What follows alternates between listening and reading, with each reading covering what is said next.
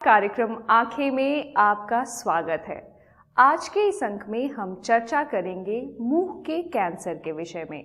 साथ ही हम आपको बताएंगे एक ऐसे मैदान के बारे में जो हिंदुस्तान के जंगे आज़ादी की दास्तान बयां करती है।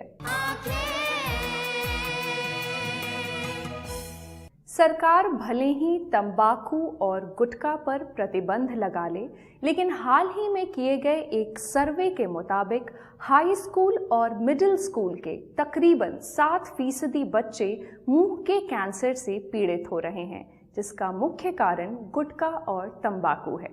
तो आइए आपको लिए चलते हैं डॉक्टर वैभव मुकुंद के पास और जानते हैं मुंह के कैंसर के बारे में।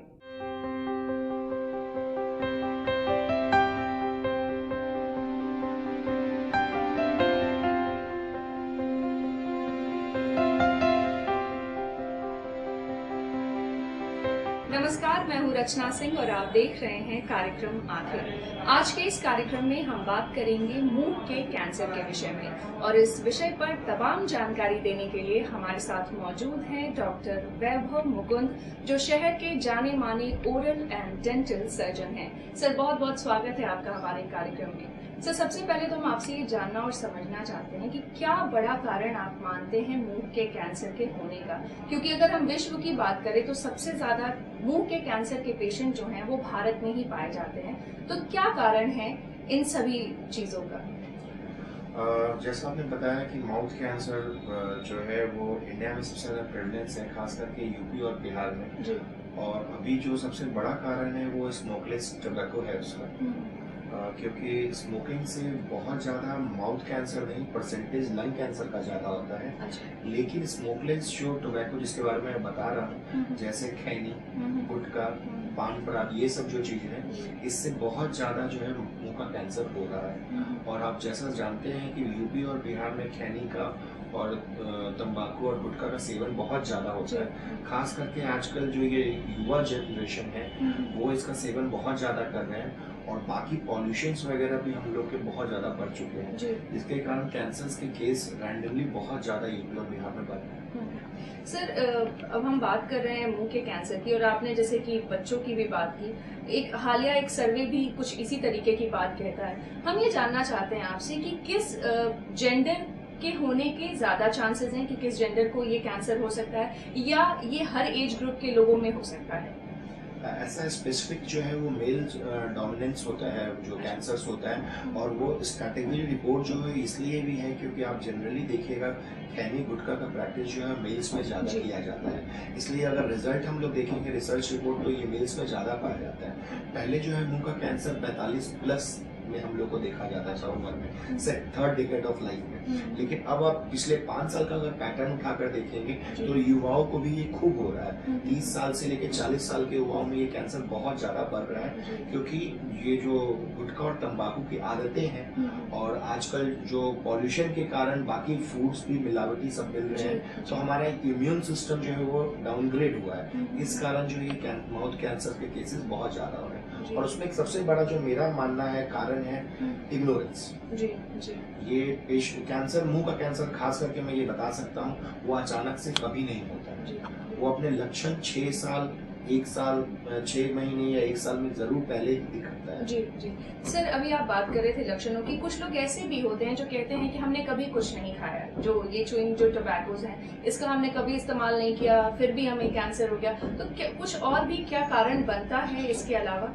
एक बहुत अच्छा आपने सवाल पूछा है। एक बुक है 10 Case, जो हम लोगों का बहुत अच्छा पैथोलॉजी का बुक है, ओरल पैथोलॉजी का। उसमें एक लाइन का मैं मेंशन करना चाहूँगा। उसमें ये जो मेंशन था, अगर आप दिन में 1 सिगरेट पीते हैं या 1 बार गुटखा खाया है और कोई बंदा 10 गुटखा खाता है और या 10 सिगरेट पीता है, अगर प्रेवलेंस रेट देखा जाए जो अभी 10-15 साल में अगर देखा जा रहा है, तो ये जरूरी नहीं है कि वो 10 वाले को होगा और 1 वाले को नहीं होगा। अच्छा। कैंसर जो है वो सिर्फ और सिर्फ इंड्यूसिंग फैक्टर यानी टोबैको और बाकी चीजों के कारण सिर्फ नहीं होता है। आपकी शरीर की प्रतिरोधन क्षमता, इम्यूनिटी सिस्टम कैसा है, कितना स्ट्रांग है, ये उस पर भी डिपेंड करता है। बहुत सारे ऐसे केसेस है, उन्होंने जिंदगी में कभी पान तक मुंह तक नहीं लगाया है पान को, लेकिन उनको भी माउथ कैंसर होता है। उसमें भी मैं यही बताना चाहूंगा, अगर मुंह में कोई भी छाला है, आपके भी मुंह में छाला हो सकते हैं, मेरे भी मुंह में कभी छाला पड़ता है, नॉर्मल जो छाला होता है उसको एब्सेंस अल्सर बोलते हैं, जो 7 से 8-10 दिन में खुद ब खुद ठीक हो जाता है, या तो आप विटामिन या कुछ ग्लिसरीन वगैरह लगा लेते हैं। लेकिन अगर कोई भी मुंह में छाला है, चाहे वो सफेद रंग का हो, लाल रंग का हो, अगर वो 10 दिन से ज्यादा रह रहा है तो इसका मतलब वो नॉर्मल अल्सर नहीं है, और ये भी नहीं है कि वो कैंसर है। ये हो सकता है कि आप डेंटिस्ट के पास जाएंगे, वो दवाई देंगे, या किसी इरिटेशन की वजह से हो रहा हो, वो ठीक हो जाएगा। तो कृपया करके घबराए नहीं, क्योंकि मेरे पास बहुत सारे ऐसे पेशेंट आते हैं, वो डर से चेकअप के लिए नहीं आते हैं, कहीं डॉक्टर साहब मुझे कैंसर नहीं बताते, लेकिन ये उनकी सबसे बड़ी गलती होती है, क्योंकि अगर आप उसको टाल रहे हैं तो आप उस चीज को खत्म नहीं कर रहे हैं, आप उसको बढ़ा रहे हैं। डेंचर्स के वजह से भी कैंसर होने के चांसेस बनते हैं? वेरी इंपॉर्टेंट, सही बात बोला, बनते हैं। उसको हम लोग इरिटेटिंग अल्सर बोलते हैं, क्योंकि जब हम लोग डेंचर लगाते हैं या फिक्स टूथ लगाते हैं, उसमें अगर कहीं कोई नोकीला पार्ट है जो माउथ के अंदर बार बार इरिटेशन कर रहा है, तो वहां पे अल्सरेशन होता है, फिर ग्रोथ होने लगता है, और वो आगे जाके मेलिगेंसी में चेंज हो सकता है अगर with in the period of time उसको ठीक नहीं किया गया। सर, अभी हम तक बात कर रहे थे सिम्टम्स की, लक्षणों की चर्चा हम कर रहे थे। अगर कोई पेशेंट को कैंसर निकल आता है तो कैसे हम ये आइडेंटिफाई करते हैं कि कैंसर है? क्या कुछ उसके तरीके हैं, क्या कुछ टेस्ट या बाकी चीजें जो आप करते हैं जिससे ये पता चलता होगा कि ये जो पर्टिकुलर अल्सर है या ये जो पर्टिकुलर समस्या है इस वजह से कैंसर हो गया है? करेक्ट। कैंसर जो है एक बहुत बड़ा वाइड टर्म है, जिसको मेलिगनेंसी बोला जाता है। वो 4 स्टेज में होता है, स्टेज 1, स्टेज 2, स्टेज 3, स्टेज 4। अगर हम लोग रेगुलर, अगर आप जैसे बाहर कंट्रीज में या मेट्रोपोलिटन सिटीज में आप दंत चिकित्सा, डेंटल काउंसलिंग जो होता है या डेंटल कंसल्टेंट होता है, साल में आप एक बार जाते हैं, तो आपके चांसेस बहुत कम हो जाते हैं कि आप स्टेज 1 के ऊपर भी बढ़ सकें। 2 कंडीशन होता है, एक होता है प्री मेलिग्नेंट लीजन, एक होता है प्री मेलिग्नेंट कंडीशन, यानी कि ये जो अल्सर है उसमें ये चांसेस है कि वो कैंसर में बदल सकता है, या ये जो कंडीशन है उसमें वो चांसेस है वो कैंसर में बदल सकता है। ये जरूरी नहीं है कि वो बदल ही जाए, लेकिन अगर आपको मुंह में कभी भी ऐसा कुछ लगता है कि आप जैसे मेरे पास आई, आपको अगर ऐसा लग रहा है कि नहीं डॉक्टर साहब मेरे 15 दिन से एक मांस का टुकड़ा जैसा बढ़ रहा है, ग्रोथ है, और या वहां पे अल्सरेशन है, क्या ये मुझे कैंसर हो गया है? तो उसका एक सिंपल तरीका है। पहले क्या था कि ब्लेड से कट कर एक टिश्यू बायोप्सी के लिए लिया जाता था, या फिर हम लोग उसको FNCAC बोलते हैं, या यहाँ पे अगर गांठ, गले में गांठ हो जाता है तो हम लोग सिरिंज से उसको विड्रॉ करके और बायोप्सी के लिए भेज देते हैं। अब टेक्नोलॉजी काफी आगे बढ़ गई है, अब मैं पर्सनली लेजर का यूज करता हूँ, जिसका खासियत ये है कि जब मैं टिश्यू का टुकड़ा लेता हूँ तो उसमें ब्लीडिंग नहीं होती है, हीलिंग बहुत अच्छा हो जाता है, और हम लोग उसको बायोप्सी के लिए भेज देते हैं।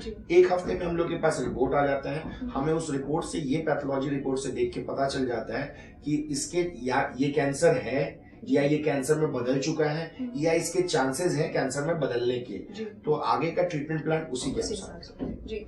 क्या कुछ इसमें भी जैसे कीमोथेरेपीज होती है बाकी कैंसर्स में, या रेडिएशन भी होता है, तो किस तरीके की थेरेपीज इसमें यूज की जाती है अगर कैंसर डिटेक्ट होता है? अगर कैंसर डिटेक्ट हो जाता है, खास करके माउथ कैंसर में, तो हम लोग उसमें कमांडो ऑपरेशन करते हैं। अगर स्टेज 2 या उसके एडवांसमेंट 3 तक अगर आप जा चुके हैं, स्टेज 4 में कोई भी सर्जिकल नहीं होता है।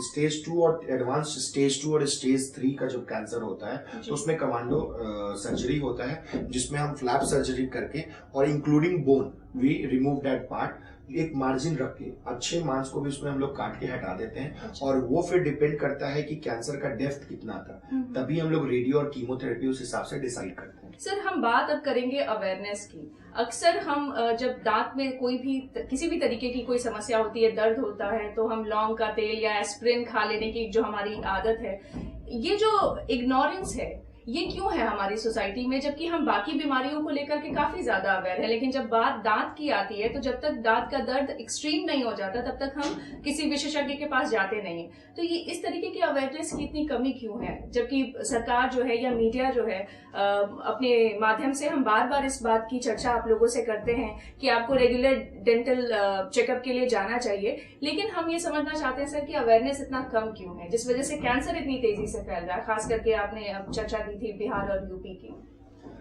इसका सबसे बेसिक चीज है 2018 जब मैं विदेश गया था इसे कैंसर के पढ़ाई के लिए, मैं अमेरिका बॉस्टन गया था, टफ्ट यूनिवर्सिटी।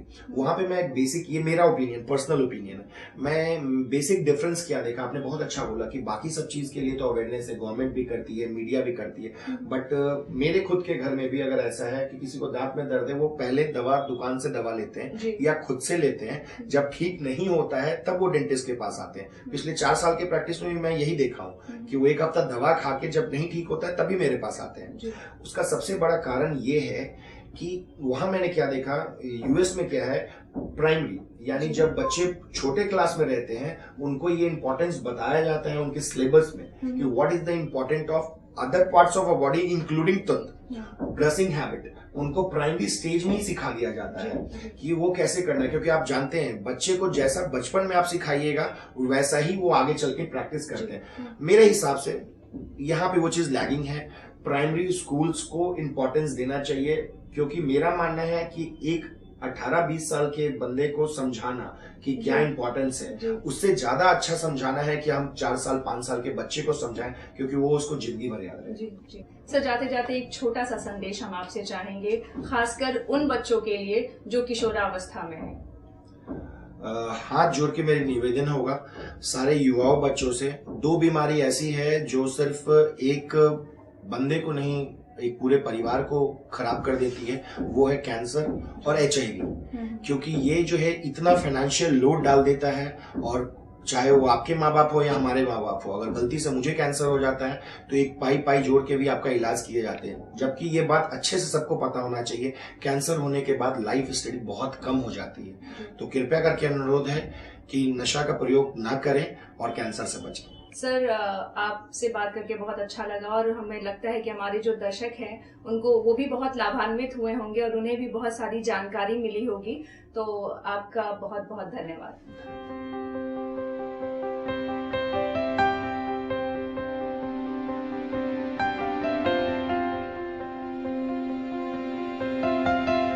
अभी हम बात कर रहे थे डॉक्टर वैभव मुकुंद से, जो हमें बता रहे थे मुंह के कैंसर के विषय में।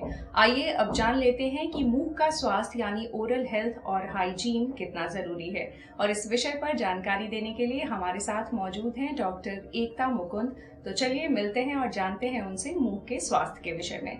मैम, बहुत बहुत स्वागत है आपका हमारे कार्यक्रम